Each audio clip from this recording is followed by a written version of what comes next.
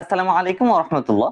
Every day, most of my students tell me, brother, I can understand everything that I listen to, but I cannot speak English. Or when I try to say something in English, I cannot express everything in English, or even I cannot make a single sentence properly. So, why does it happen with me, and what would be the solutions for this problem? So today in this video I'll be just trying to give you the solutions of this problem যে এই সমস্যাটা আপনার কেন হচ্ছে তিনটি কারণ দিব এবং এই তিনটি কারণ থেকে কিভাবে আপনি সমাধান খুঁজে বের করবেন এবং সেই সমাধানগুলো কিভাবে আপনি ফ্লুয়েন্টলি কথা বলতে পারবেন কোন কোন কাজগুলো করলে সেগুলো আজকে ভিডিওতে বলার ট্রাই করব। So let's start today's video. তার আগে বলে রাখি প্রবলেম হচ্ছে তিনটি, হ্যাঁ কারণ তিনটি, এই তিনটি কারণ, 3 নম্বর কারণটি খুব স্পেশাল, সব থেকে বড় কারণ এটা। হ্যাঁ প্রথম দুইটা কারণ বড় কারণই, বাট মোটামুটি মানে একটু ছোট কারণ compare to the third reason. So try করবেন তৃতীয় কারণটিও শোনার। প্রথম যে রিজনটি, যে কারণে আপনি ইংরেজিতে কথা বলতে পারছেন না, সেটা হচ্ছে আপনি যখন কথা বলতে যান না তখন I think you become afraid of যে আমি ভুল বলবো কিনা বা ভুল হয়ে যায় কিনা, আমার সব স্ট্রাকচার মাথায় আসে কিনা, মানে কি বলতে না কি বলে ফেলি, মানে মোট কথায় ভুল বলার ভয়। সো এই ভুল বলার ভয় যদি আপনার থাকে, ভুল বলার ভয়, আচ্ছা ভুল বলার ভয় যদি আপনার থাকে, তাহলে কিন্তু আপনি ইংরেজিতে ফ্লুয়েন্টলি কথা বলা তো দূরের কথা, আপনি কখনোই মানে শুরু করার আগে আপনি এটাকে কবর দিচ্ছেন, মানে আপনি শুরুই করতে পারবেন না ইংরেজি বলা।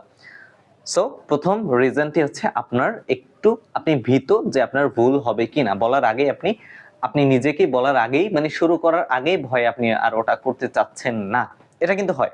তো এই প্রবলেমটা সবার নাও হতে পারে, কিন্তু অধিকাংশ স্টুডেন্টেরই আই থিঙ্ক এই প্রবলেমটা হয়। সো আপনার যদি হয়, আপনি যদি ধরতে পারেন এখন থেকে ট্রাই করবেন বলার আগে কোনো তোয়াক্কা করবেন না যে আমি ভুল বলি কি না, কোনো সমস্যা নেই, হোয়াট এভার আই মিস্টেক, কোনো সমস্যা নেই, আপনি জাস্ট বলতে থাকবেন। You have to just practice, you have to just speak English and যে যাই বলুক না কেন কোনো পাত্তাই দিবেন না, আপনি একটা ডোন্ট কেয়ার ভাব আনবেন ভিতরে।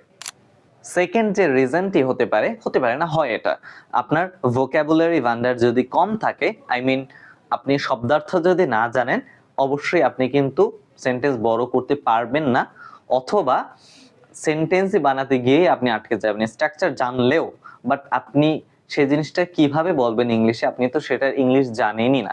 সো ট্রাই করবেন ভোকাবুলারি ভান্ডার বড় করার, মানে একটু ইমপ্রুভ করার নিজেকে। কিভাবে ভোকাবুলারি ভান্ডার ইমপ্রুভ করবেন, কিভাবে ভোকাবুলারি পড়বেন, এই নিয়েও আমার অনেক ভিডিও আছে। সো আপনি প্র্যাকটিক্যালি শেখার ট্রাই করবেন। এখন প্রশ্ন হতে পারে যে ভাইয়া ভোকাবুলারি ভান্ডার মানে কি আমার কত হাজার, আসলে কত হাজারের ভোকাবুলারি জানতে হবে? ইটস নট লাইক মানে এই প্রশ্নটা আসলে আসা উচিত না, কারণ আপনি যতটুকুই ভোকাবুলারি জানবেন, যে এখন একটা মানুষ ধরুন, একটা মানুষ 5,000 ভোকাবুলারি পড়লো, but out of the list মানে কোটি কোটি কোটি কোটি মানে ভোকাবুলারি আছে ইংলিশে।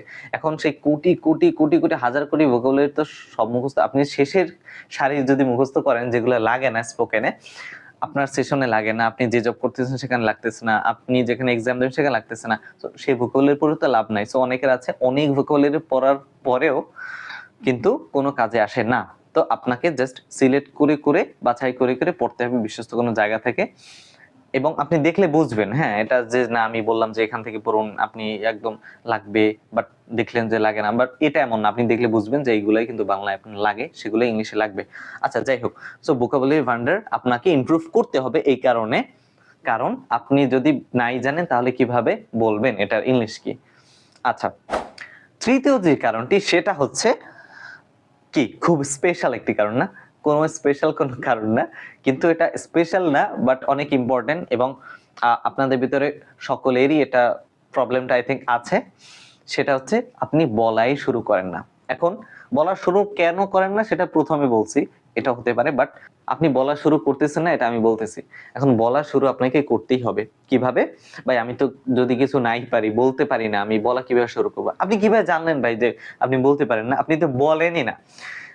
এইরকম আপনি ভিডিও বানাবেন, ক্যামেরাটা অন করে রাখলেন, তারপরে আপনি কেউ দেখতেছে না, আপনার এখানে শাইনেস থাকার কোনো প্রশ্নই আসে না। আপনাকে তো কেউ দেখতেছে না, আপনি আপনার ভিডিও নিজেই দেখবেন। এমন না যে আমার মতো হাজার হাজার মানুষ আপনার ভিডিও দেখতেছে বা আপনাকে লাইভে যাইতে বলতেছি। It's not like that. আপনি just you have to just open your camera and start practising, start speaking English. কিভাবে?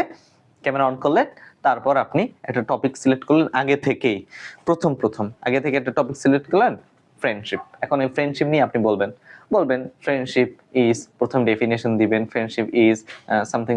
তো এরকম আপনি প্যারাগ্রাফ আকারে, অথবা প্রথমে আপনি ডিরেক্ট মুখস্থ করতে পারেন। আমার কোর্সের অনেকেই মুখস্থ করে নেন, সো ডিরেক্ট মুখস্থ করতে পারেন, বাট আপনাকে ভাই বলতে হবে। যেই আপনি ভাই হন, বোন হন, যেই হন, আপনাকে বলতেই হবে।